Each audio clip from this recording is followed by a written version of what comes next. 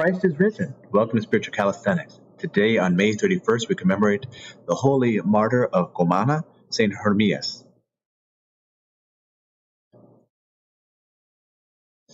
Continuing with Acts of the Apostles, in those days the Athenians took hold of Paul and brought him to the Areopagus, saying, "May we know this new teaching that which you present, for you bring some strange things to our ears. We wish to know, therefore, what these things to mean." So the Areopagus, which is kind of a stone area outside of the Acropolis, was a place where all the major philosophers of Athens would gather. And they would stand on top, and on the hillside, everyone would sit down and they would listen. So all of the great philosophers of Athens, and Athens was known for its philosophers, would gather there to hear the greatest teachings of that time. So they've asked St. Paul to come and talk there. Now all the Athenians and foreigners who lived there spent their time in nothing except telling or hearing something new. So Paul, standing in the middle of the Areopagus, said, "Men of Athens, I perceive that in every way you are very religious." After all, in that area there were temples to every kind of god. The Acropolis was the temple to Athena. There was a temple to Zeus. There was a temple to this, that, and the other. But there was also a temple to the unknown God.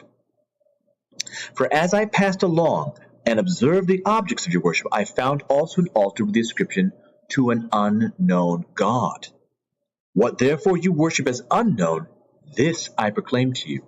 The God who made the world and everything in it, being Lord of heaven and earth, does not live in shrines made by man, nor is he served by human hands, as though he needed anything, since he himself gives to all men life and breath and everything.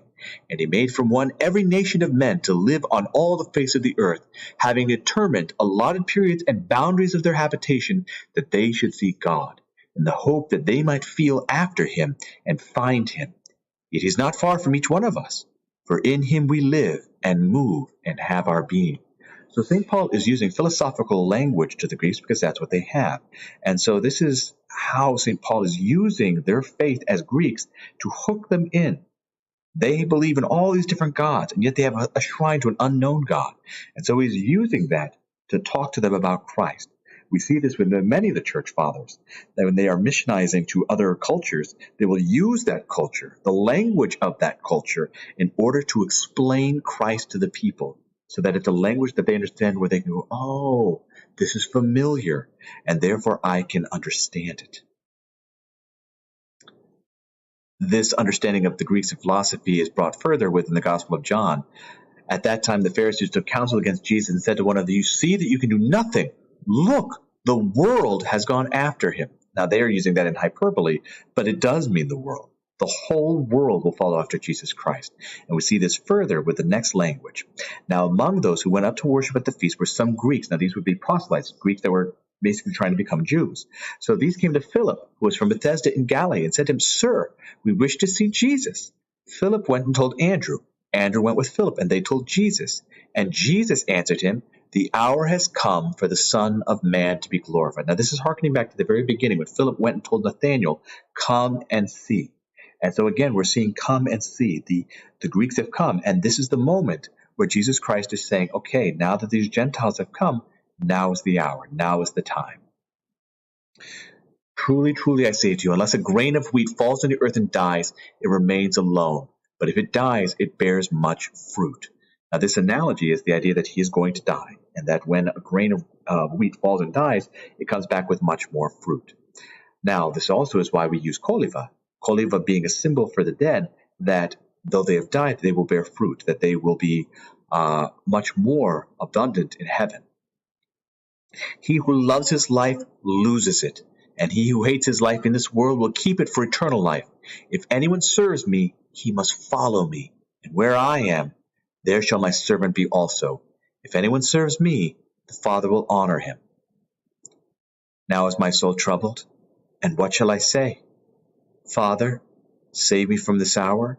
In other words, he's actually explaining that he is troubled, he's nervous, he's going to be tortured and killed.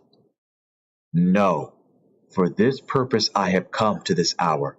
Father, glorify your name." Then a voice came from heaven, "I have glorified it, and I will glorify it again."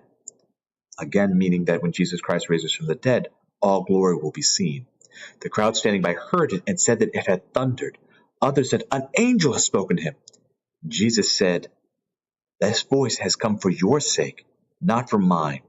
Now is the judgment of this world. Now shall the ruler of this world be cast out. In other words, Satan is no longer going to have sway over the dead and the souls. And when I am lifted up from the earth, I will draw all men to myself. So in other words, when Jesus Christ is raised on the cross, all men will be brought to him. He will save all mankind by dying for us. The crowd answered, we have heard from the law that the Christ remains forever. How can you say that the Son of Man must be lifted up? Who is the Son of Man?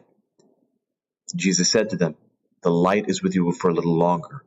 Walk while you have the light, lest the darkness overtake you. He who walks in darkness does not know where he goes. While you have the light, believe in the light, that you may become sons of light. In other words, Jesus Christ is trying to transfigure us, trying to change us, so that they can understand. They're looking at this in earthly forms, that when he's lifted up and crucified, they think, well, that's an ending. How can that end? The Christ is supposed to be forever. And the Christ is forever. They just don't understand it because they are in darkness. And he is trying to transform them into sons of light, that we may see the light. I hope that you've enjoyed today's spiritual calisthenics. Have a blessed and wonderful day.